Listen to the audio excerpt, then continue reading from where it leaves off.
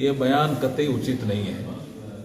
और मुझे तो ऐसा लगता है कि उनकी जो एक सोच बन गई, जब वो विदेशों में जाते हैं ऐसे लोगों के साथ बैठते हैं जो भारत जैसे देश को तोड़ने का, उसमें जो सरकारें चलती हैं उनको अस्थिर करने का जो काम करते हैं, ऐसे लोगों के साथ उनका जब उठना बैठना है, शायद उसी सोच के कारण ये बयान जो कांग्रेस कार्यालय का उद्घाटन हो रहा था उस समय वो बोल रहे थे, भाजपा की आलोचना करो समझ में आता है, नरेंद्र मोदी जी की आलोचना करो समझ में आता है, आप भारत की संप्रभुता की आप कैसे आलोचना कर सकते हो।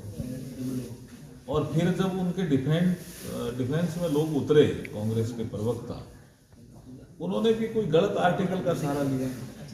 आर्टिकल 12 जो भारत के संविधान में है, अब वो तो फंडामेंटल राइट्स के चैप्टर में स्टेट शब्द को कैसे आप परिभाषित करोगे वो है।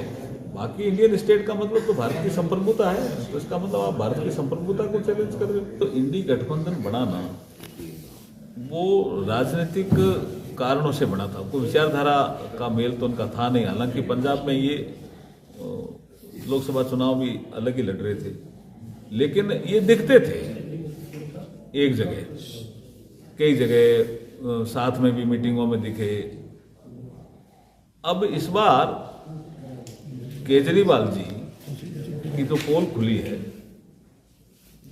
उसमें ये भी सामने आ गया, हालांकि अब इनके किस तरह से ये चुनाव लड़ रहे हैं कांग्रेस पार्टी, वो तो वो जाने, उनका इंटरनल मामला है।